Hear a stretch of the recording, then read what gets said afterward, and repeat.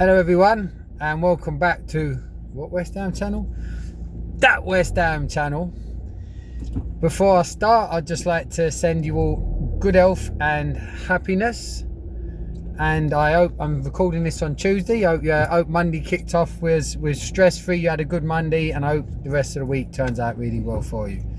If you haven't already, please subscribe to this channel. This particular video, this is another episode of my Banged Up a Hammer series, and whilst I'm driving I will keep my eyes on the road.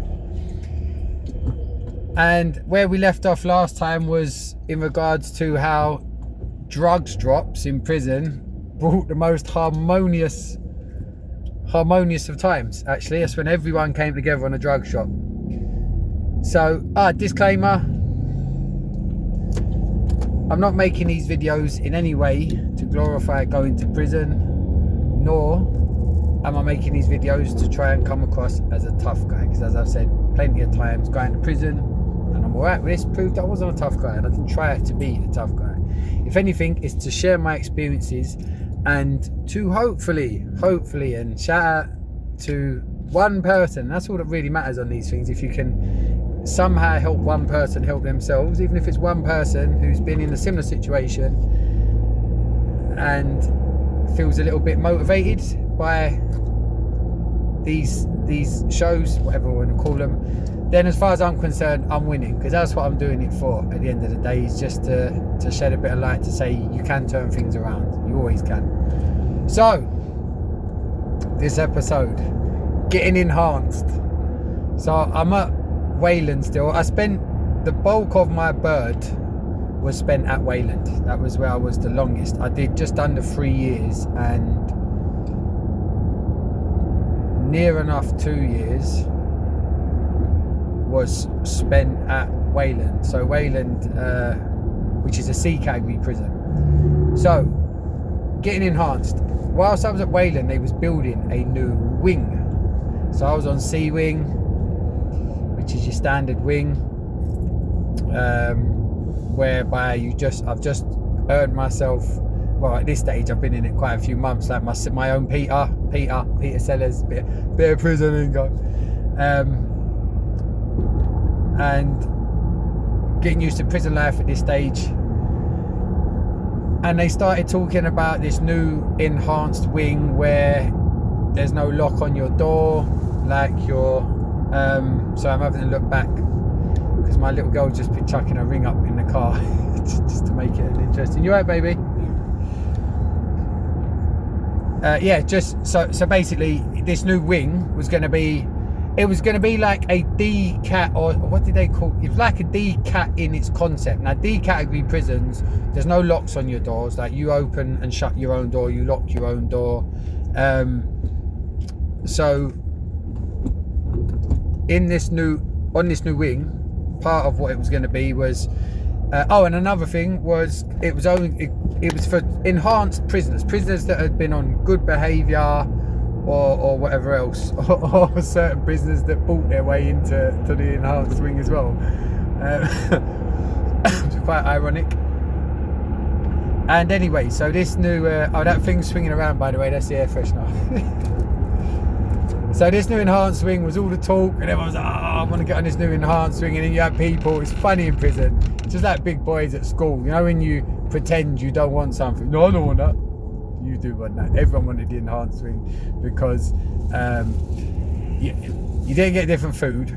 It was the same food, which is the main problem in prison. The food is However, it was the different privileges. So on the normal wings, you got loads of screws because they're working on shifts.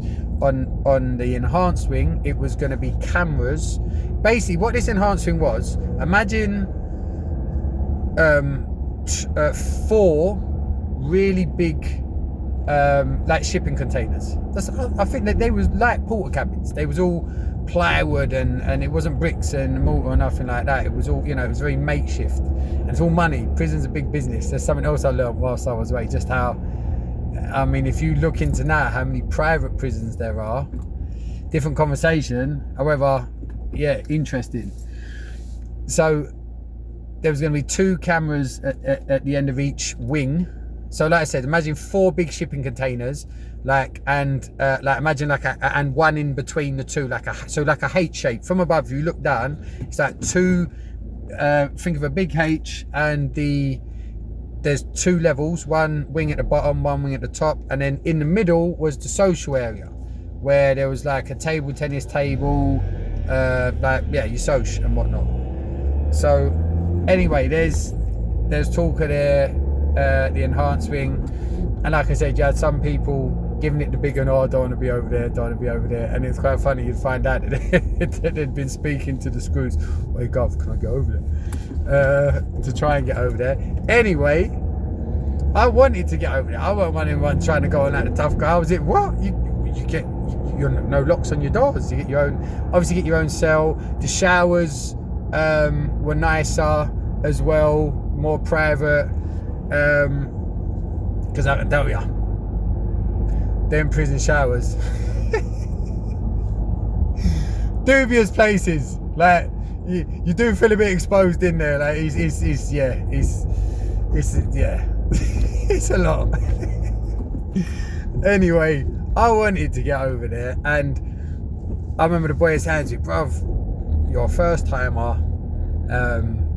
You're on a football team. You're working on the servery. Like, you're gonna get over there. I was like, hey, do you think so? Do you think so? So anyway, I get the nod. Mannion, you're off to the enhanced wing. Fucking brilliant. So now, what was interesting in the enhanced wing? So it's a lot more like on the normal wings. You've got certain times of soch where you can go out yourselves. Often, obviously around food, you can go out, get your food, and you can stay out for a bit. Then you get your yard time. But the enhanced wing, obviously, you're out until, I want to say it was 9 o'clock, I think, when you had to be back in your cells. And obviously there was literally just a screw down in an office, one screw, and he could see all, like, you could see the social room. You heard the setup. It's so easy with cameras to monitor. So, and of course I wanted to fuck up anyway, because you want to stay on the enhanced wing, because obviously if you fuck up, you're back and you ain't getting back to the enhanced. If you get kicked off the enhanced wing, you ain't getting back. And that's like for D-Cat, which I found out for D-category prisons, because after C-category I was like, yeah, I can't wait to get to D-Cat. But yeah, I didn't last long in the D-Cat, because by that time I was very settled into prison life, and probably at that point not thinking I was tough, but thinking I was a little bit of a Charlie Big Bollocks, is just in, yeah, I'm institutionalised, I might get one of them prison toe. I did do that. But point being, you're right, babe. Point being, I got the enhanced wing, and it was the first time, right, that there was an Indian lad. I'm trying to think of his name, but I remember one night, he was a really nice lad, massive lad, huge dude, and fuck me, did he have an onker on him? His nose, fuck me, I've seen some uncles in my time. I'm not one to judge. I've got a bent onker, and it's not the smallest thing in the world, so I'm not judging. I'm just saying, this was a big onker, and this was the first time I'd seen someone cook out of a kettle. Right? So I don't like, back in Pentonville, the one thing you had in your cell was a kettle, like and just a little shitty kettle, so you can obviously make your I've just remembered, I didn't even think about the prison tea bags and the prison coffees. Like, oh god, obviously once I established myself a bit, and I was able to get me stuff from the canteen, but still the stuff that they give you.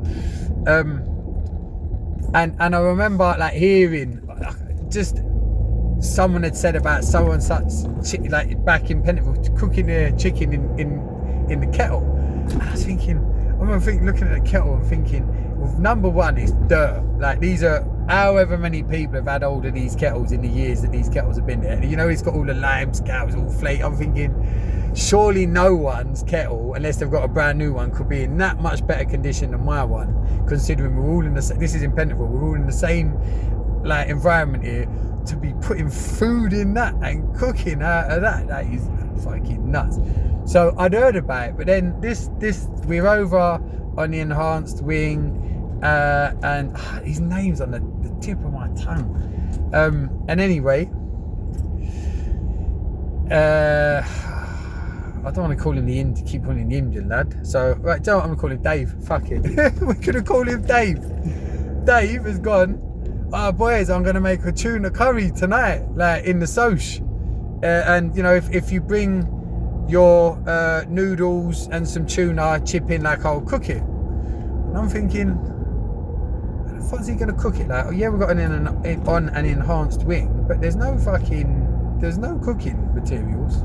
There's, you know, we didn't get frying pans and ovens. There wasn't even a microwave, as far as I can remember.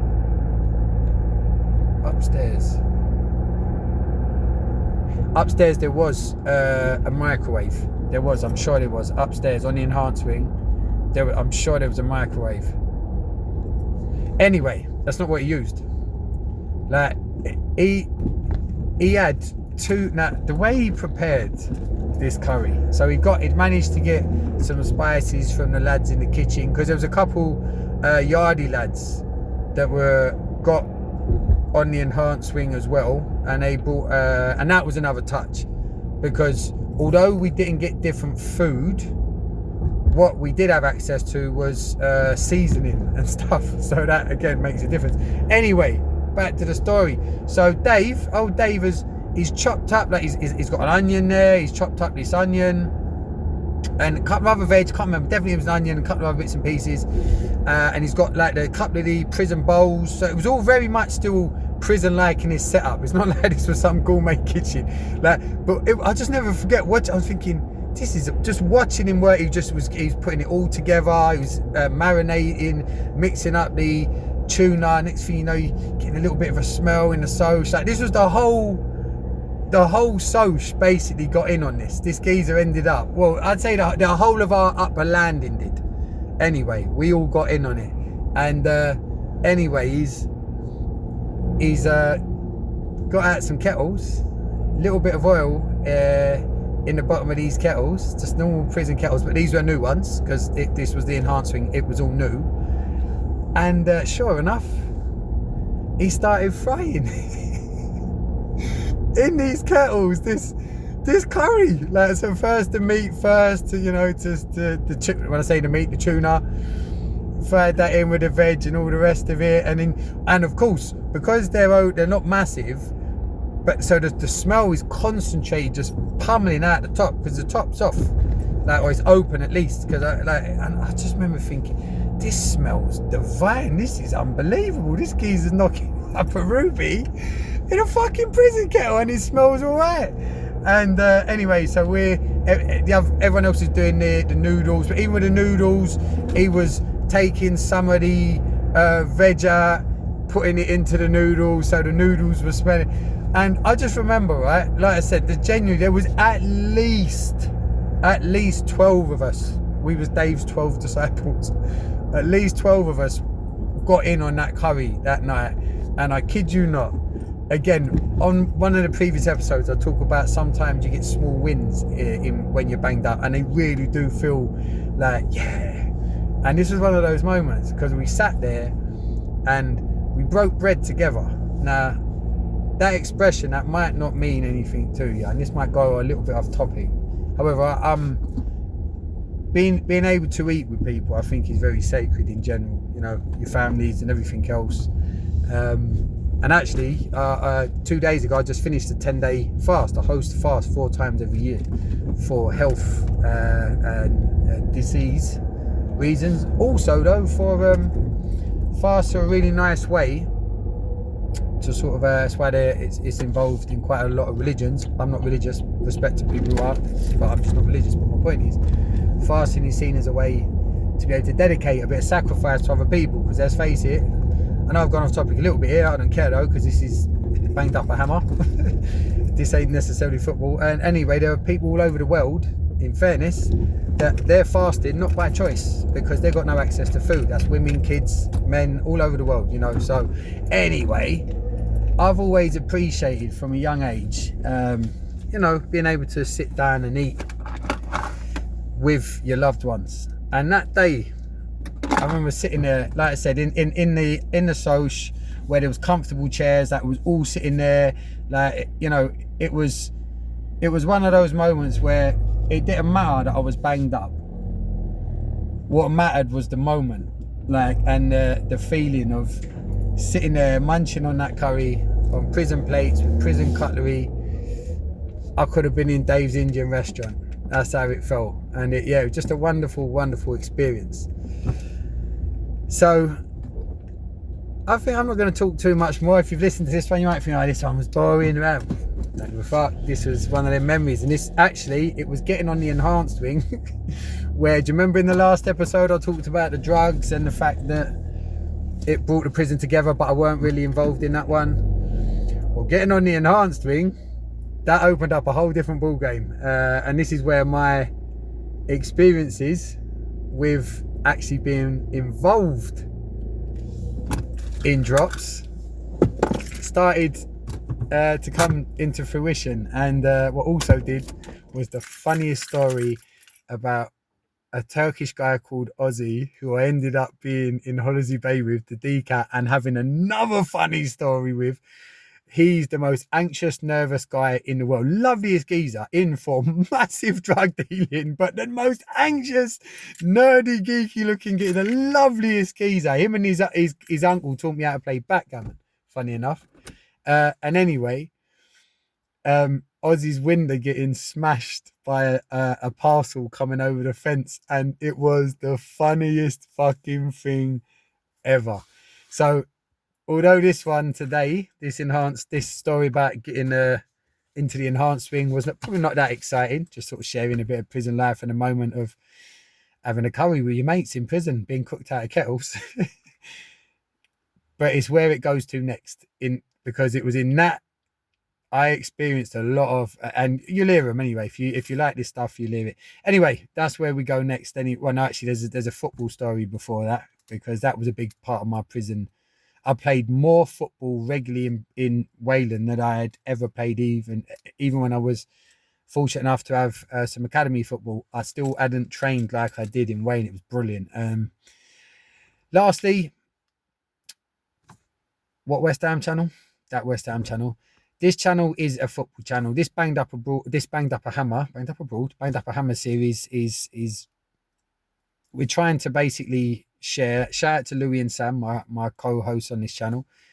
We're trying to share meaningful experiences as well, because, you know, your life as a West Ham fan isn't just a West Ham fan. You are a man or a woman, just like me. I'm a man, I think, who has problems outside that we struggle with. I'm a dad, that can get at you at times. You know, I'm a husband, that can get you at times. Let's be honest. And, you know, what we're trying to do is normalize the fact that as men especially, we can talk about this stuff. It's not soft. To actually show that you're a bit vulnerable, that you feel a bit lonely, that, you know, you're not feeling great. You might have had problems with addiction. Shout out to Sammy and Louis, who head up the addiction of our My Safe Space other platform, which is, there's another YouTube channel. Now, My Safe Space, it's a tenner a month, 33p a day. What it is a safe space. There's no contract. What's a tenner for your health, to give it a crack, see what it's all about. Over there, you'll find there's group coaching sessions. I'm hosting one this evening. By trade, that's what I do. I'm a coach. I work with mental health issues. I work with people who've been abused. I work with addiction. So, you know, that's part of what I do professionally. And my point is, you get access to that over there at My Safe Space, along with breath work, along with meditation. Yes, lads, meditation. But fucking meditation. I used to be like that until I started doing it. And then you realise, take away the taboos, and what you get left with is actually a bit of peaceful time for yourself, is what we're actually talking about, where you shut off and just be present. How about that? Not soft. So if you are interested in that, reach out, leave a comment underneath one of these videos. Tell me I'm a cunt.